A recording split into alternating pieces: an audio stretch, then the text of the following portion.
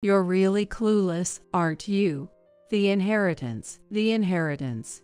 Hurry up and hand it over."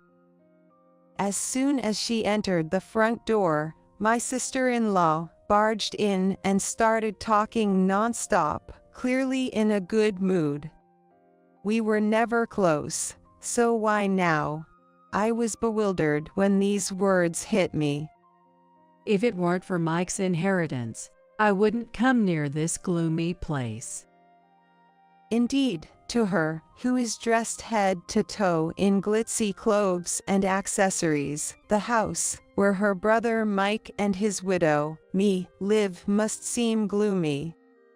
However, I fought my sister-in-law, who wouldn't even pay respects to the deceased Mike's altar, and brought up the inheritance while standing at the entrance, was much more insidious. This attitude of hers was not something new. She was arrogant about her looks and often harsh towards my gentle husband. I heard from my husband that she changed her tune dramatically and became ingratiating once he started succeeding and earning a substantial income. I was utterly appalled by her coldness. She barely visited him during his repeated hospital stays due to chronic illness, and didn't shed a single tear at the funeral. I had decided to cut ties with her, but the greedy sister-in-law would not allow that. "Come on, I don't have all day. Hurry up, you must be busy, right?" The sister-in-law, with her eyes sparkling childishly, was convinced she would receive the inheritance without a doubt. But I hold something that will distort that expression of hers. It's the last words from my late husband. This will explain everything. I am Sally. Widowed early in my mid-60s, I led a modest life, not growing taller than necessary. About a month ago, I lost my beloved husband. It was due to a worsening of a chronic illness that he had been dealing with for many years. My husband and I met and married when we were both in our 40s, so we didn't have any children. For 20 years, we supported each other, so the sense of loss at that time was significant. I even considered following him in death, wondering if there was any need to continue cooking for someone else since we had no children, but I lacked the courage, embarrassingly.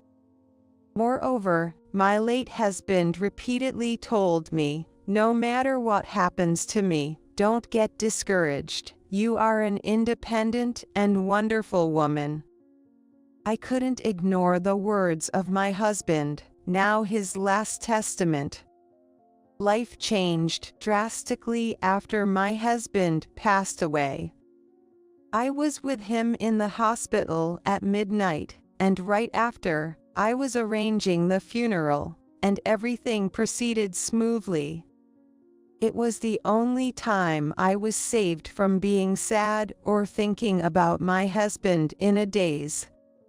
Encouraged by many, including my sister and her husband, who helped with the funeral preparations, I managed to get through that tumultuous month.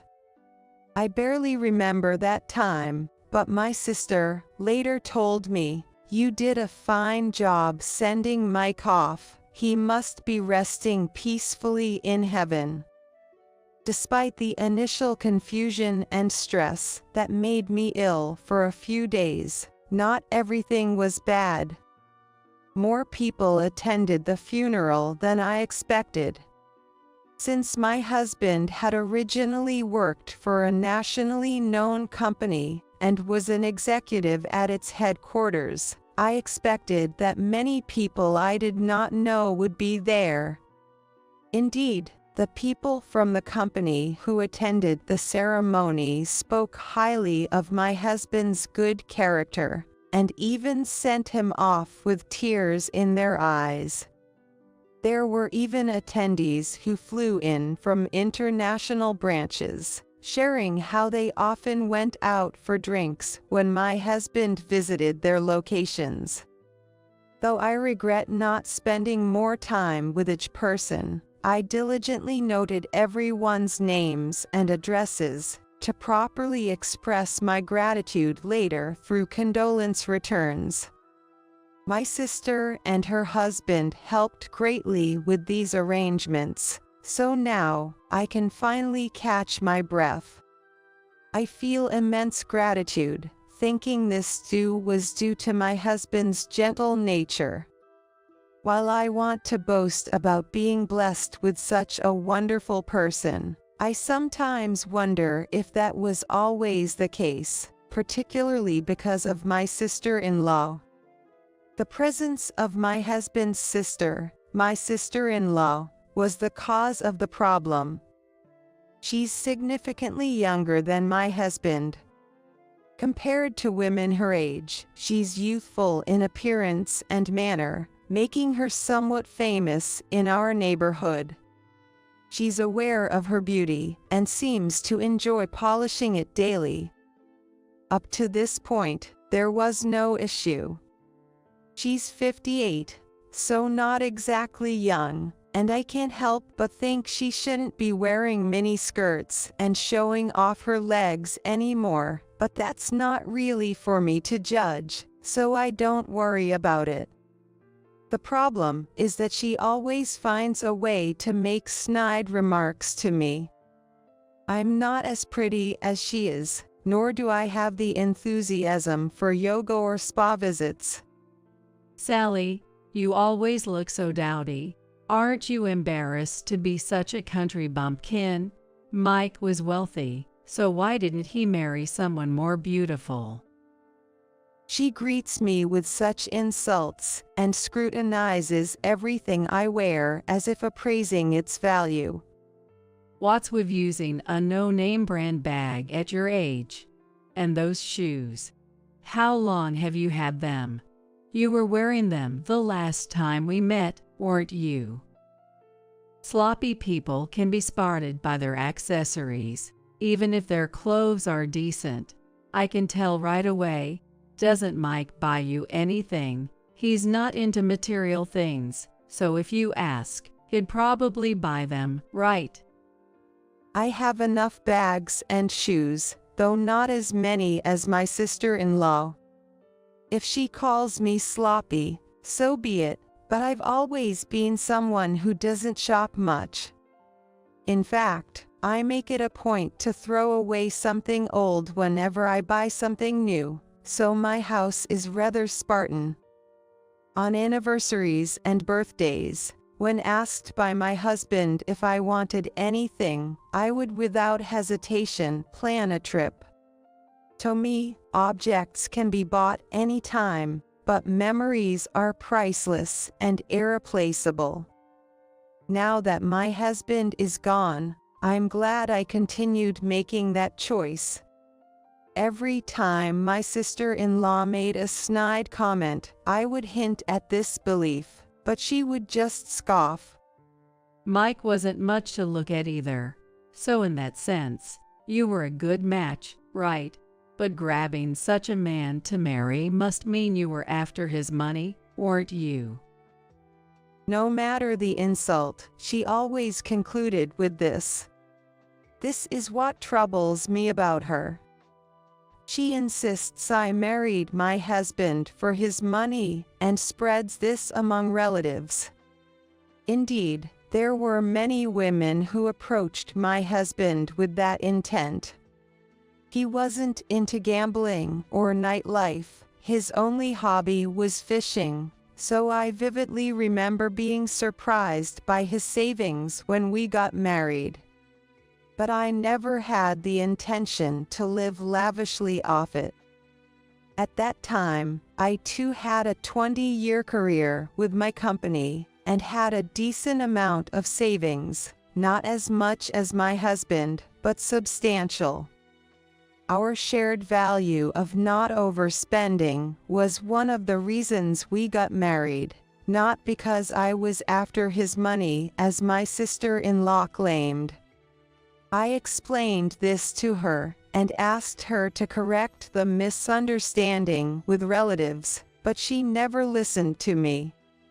She seems to have unilaterally decided that we don't get along and always finds something to criticize.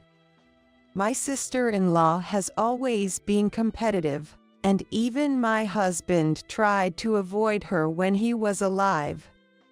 Perhaps that's why she hardly helped with the funeral preparations. Although I was the chief mourner, she never once offered condolences when my husband started getting sick or when he was hospitalized. She even got angry when I contacted her about it, saying, "Don't bother me with such things." So I resolved never to tell her anything again, even in my heart. However, to avoid affecting my husband's condition, I pretended in front of him that his sister was concerned, telling him gentle lies.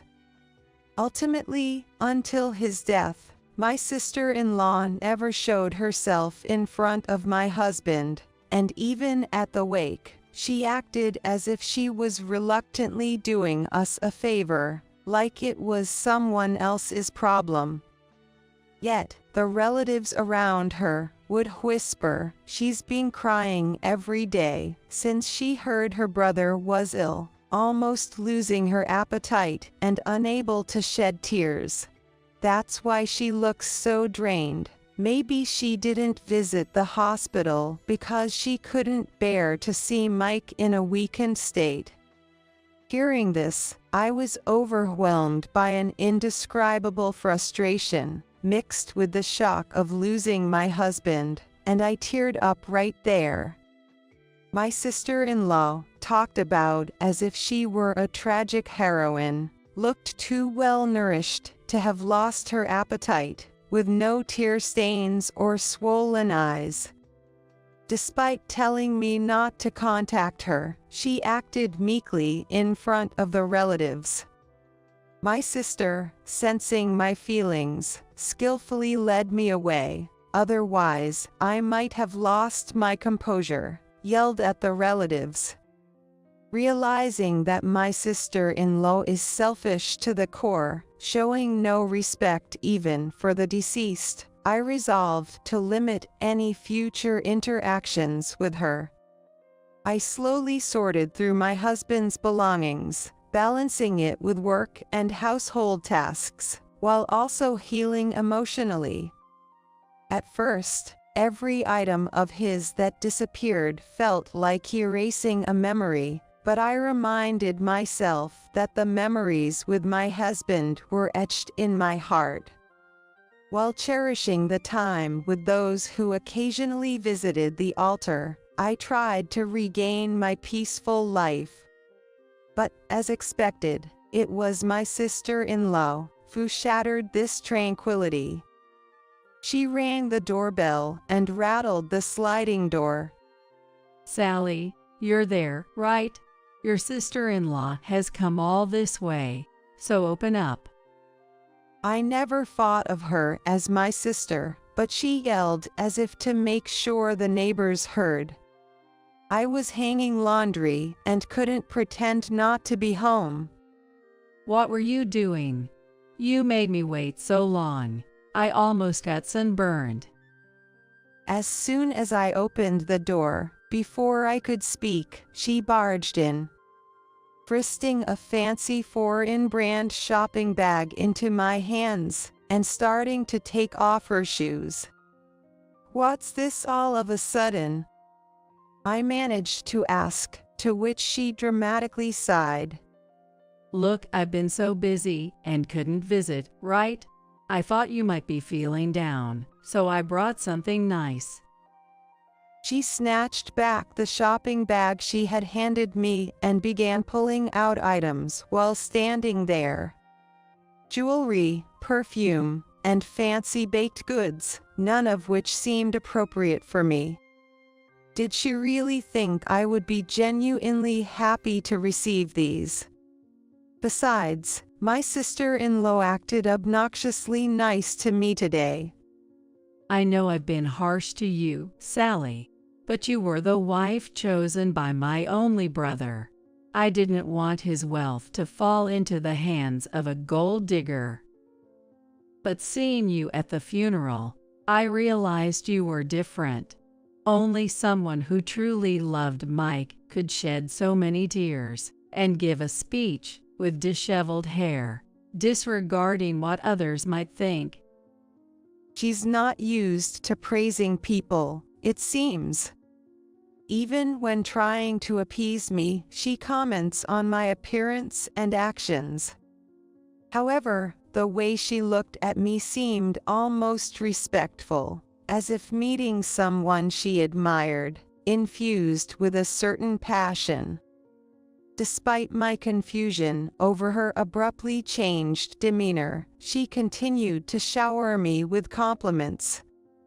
Feeling increasingly suffocated by the presence of someone whose true thoughts were inscrutable, I gently said, "I'm sorry, but I haven't settled the estate yet. The house isn't in a state for visitors, so perhaps you could just pay your respects to Mike." Then, with her usual cold gaze, she looked at me and shouted, "You really are oblivious. Do you think I came here just to see your gloomy faces?" It's about the inheritance. Isn't that obvious? You shouldn't have to make me say it. "Excuse me." Confused by my sister-in-law's demanding gesture, palms up as if waiting to receive something, I was at a loss. How long do you think I've waited?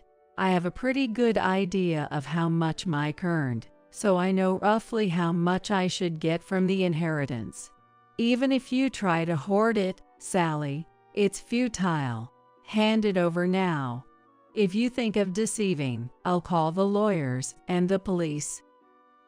The division of property is being handled by the lawyers, so there's no deceiving here. Don't play dumb.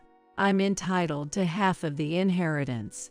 It's supposed to be split between you and me, right? I tilted my head at my sister-in-law, who was screaming with her face beet red. I had heard from the lawyer that siblings of the deceased are entitled to a quarter of the estate, which is divided further if there are more siblings. Since my husband and his sister were the only siblings, she would normally receive a quarter of the money.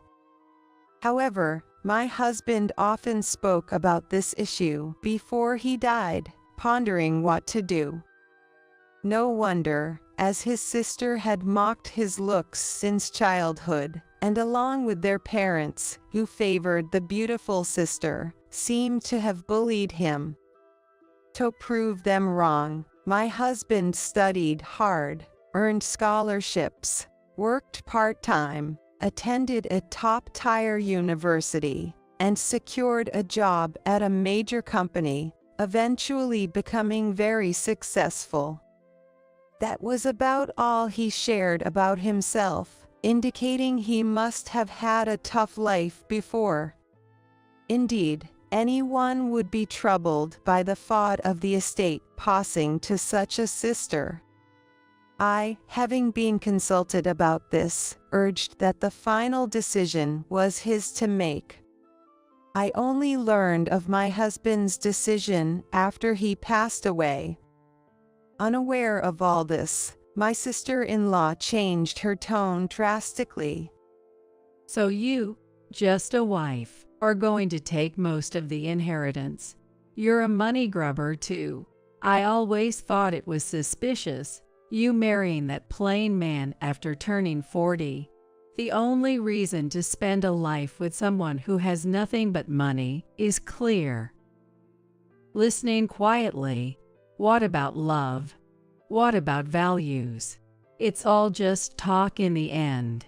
Give me half of my share right now, and I'll disappear, so hurry up.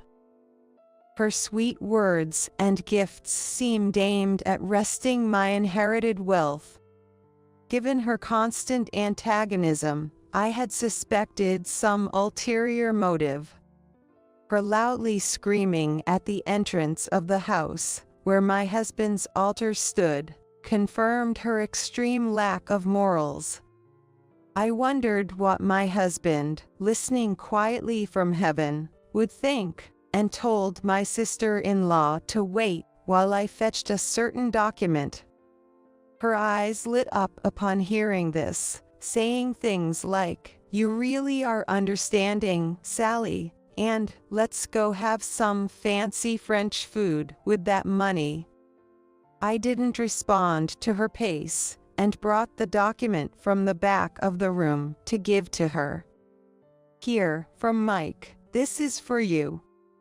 What I handed her was my husband's last letter, his will. Upon realizing this, she quickly unfolded the tri-folded paper and scanned through it. Her perfectly symmetrical eyebrows moved up and down, clearly showing her disturbance at the letter's content. What does this mean? I didn't know anything about this. Her ignorance was her own fault for never trying to see her brother. I almost spoke out, but she slumped down weakly, likely not to grasp my words. The will stated that my husband shall inherit all his property to me. As a final act of gratitude to his wife, who had supported him in every way, leading a peaceful and fulfilling life together, he dedicated everything he had to me, leaving behind a letter so passionately worded it was almost embarrassing to read aloud. Reading this, I felt a warm surge of emotion, realizing that even in illness, my husband had thought of me, even though the main goal was to leave not a penny to his sister. In the end, there was absolutely no money left for the sister-in-law. The answer was clear, but my sister-in-law, staring into space, muttered, "What does this mean?" With her face pale, she was unresponsive to anything I said, so I almost had to force her out of the door and quickly locked it behind her. Through the door's window glass, I could faintly see her shadow swaying from side to side, dragging her body away. I thought she wouldn't bother me after reading the will, but to my dismay, she called me the next afternoon. I never thought you were such a vile person, Sally. You deceived me so well. Even over the phone, I could feel the intensity of her fury, giving me chills. But I hadn't done anything wrong, and I didn't deserve to be called wicked by her. I was about to respond, but she cut me off. You think you've got the upper hand by pushing me down. Well, too bad, because you're about to see your face twist in agony. This is your punishment for angering me. I won't forgive you even if you beg. I vaguely understood she was talking about the inheritance, but I had no idea what she meant by me feeling pain or begging. Silenced by confusion, she mistook my silence for fear and began to laugh loudly. See, it's too late for apologies. I'd love to see you now, but I'm busy. I've just secured an appointment with my lawyer. She boasted as if victorious, but I couldn't understand why she needed to see a lawyer or why she was telling me this. Instead of bothering me, she should just stick to her usual activities like yoga or spa treatments, I thought absent-mindedly. Then she yelled, "Don't you get the situation? Talking to you just frustrates me, which is bad for my beauty." I'm not satisfied with the estate division, so I'm preparing to file a complaint. I don't know if you and Mike schemed alone, but a wife taking all the inheritance is unheard of. It's against the law. You can't just show Mike's will and expect me to shut up. You don't have a shred of conscience to use your sick husband just for your own gain. I have a right to my inheritance, and I'm going to claim it. Apparently, she believed I was plotting to monopolize the inheritance. Thinking I had influenced Mike to write the will, I couldn't stay silent. It's a waste of time for you. Mike personally handed that will to the lawyer. I only read it afterward, and I couldn't have tampered with it. Also, the lawyer said, you have no claim to the inheritance. So, I think it's best you don't bother, as they won't take your case seriously. Her voice grew louder, possibly infuriated by my calm response. What's with that tone? You won't be so composed for long. Just keep sitting pretty. I'm serious. I've called several times since yesterday, and finally got an appointment. The lawyer must recognize my determination. They're on my side, and can even get me compensation from you. With a villain-like line, remember this, she hung up the phone.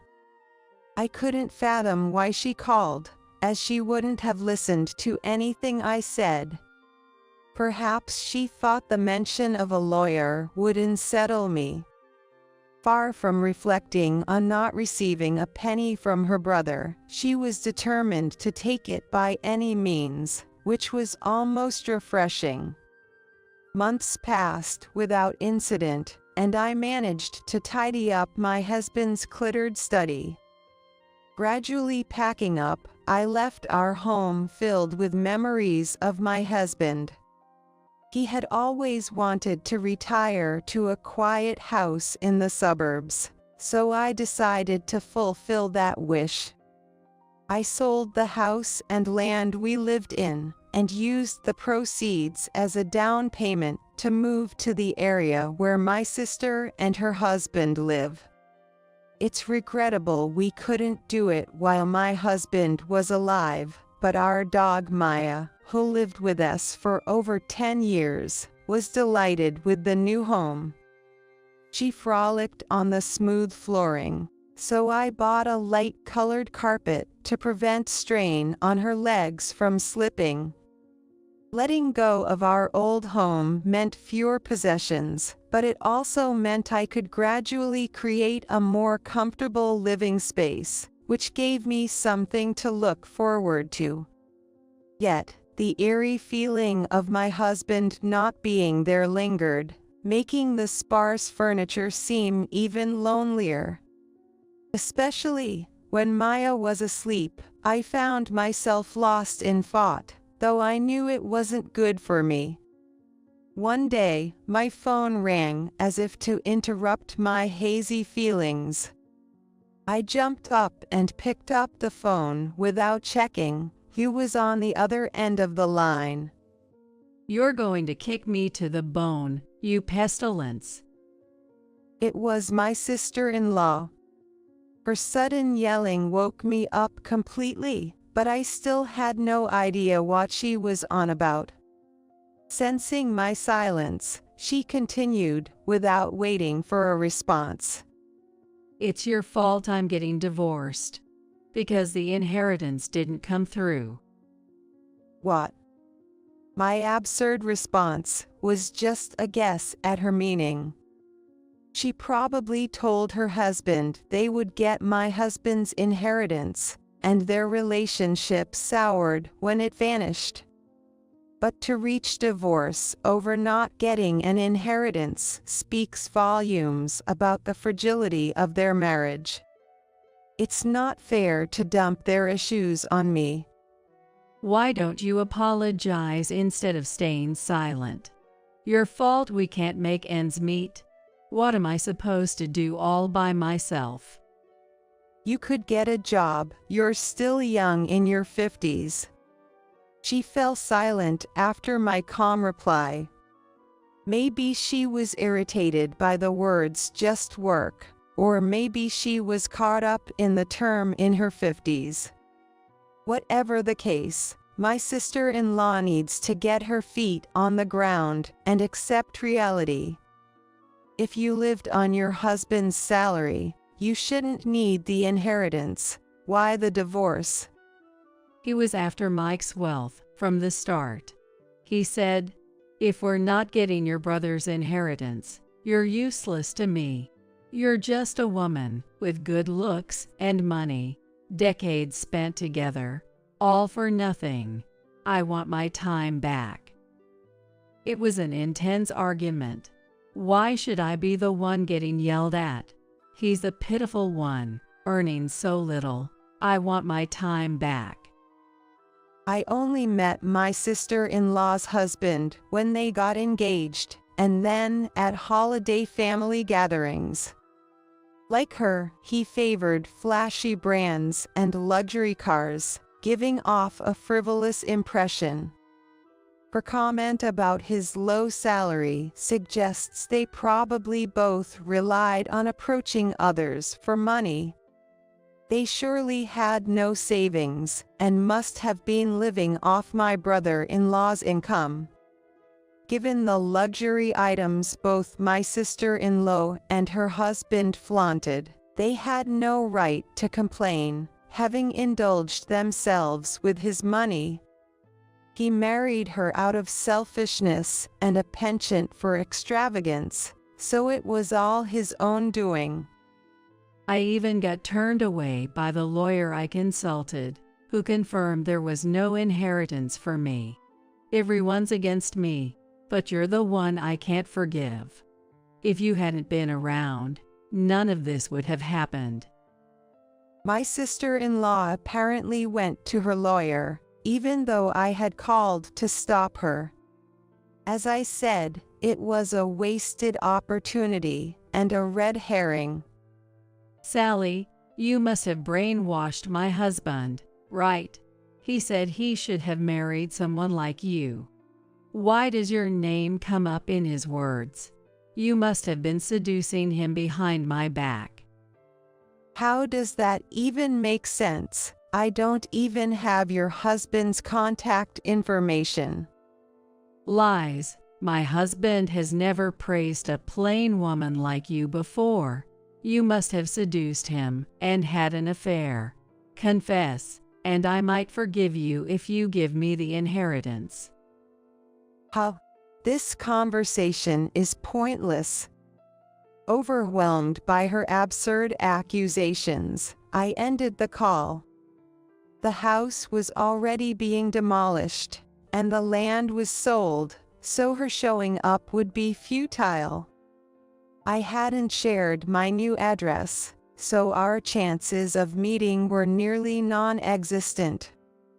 I immediately set up a call block, deciding to live peacefully from now on. About 6 months passed, and I adapted to life with my dog, Maya. I dined out once or twice a month with my sister and her husband, enjoying my days. Sometimes we ate in the room with my husband's altar, which he probably appreciated. Thanks to regular health checks, my recent medical exam showed no issues, and local shops provided convenience, leaving me with little worry. The only concern was a call from the social services a few months back. Divorced and broke, my sister-in-law had applied for welfare. However, officials stated she couldn't receive it if she had family to assist, but relatives who once flattered her unanimously refused to help. Her lavish past was well known, leading to her isolation from family.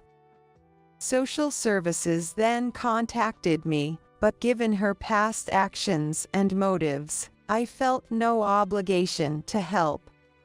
I don't care if she was on good terms with my husband before he died, but since she and her ex-husband joined forces and slipped up together, only looking for money, and did not even behave properly at the funeral, I have no right to do anything about it now. I hope that she will reflect on her actions and live her life, since she herself became addicted to money, even though she had always said that I was just after money. I don't know what happened after that. According to rumors, my sister-in-law got into trouble at the job she finally found and resigned in a flash. The neighbors of the house where my sister-in-law was living found out that her ex-husband was no longer around and moved out. When they found out about the mature divorce, which could be taken as a lie or a truth, no one around me knew how my sister-in-law was living or where she was, and I gradually forgot about her because I myself was not interested. Having regained peace of mind, I spent more time with Maya than ever before. Maya, who had always been quiet like my husband, stopped barking as she got older, and I was worried about her. My sister, who had always been a dog lover, must have grown attached to Maya as she often took care of her, because one day she suddenly contacted me to tell me that she had gotten a puppy. I excitedly went to my sister and her husband's house, and was greeted by him. Immediately, Maya's eyes lit up as she walked up to the puppy and looked at it with delight as it bounced around. I watched the scene with a smile on my face, hoping he would become a good friend to Maya.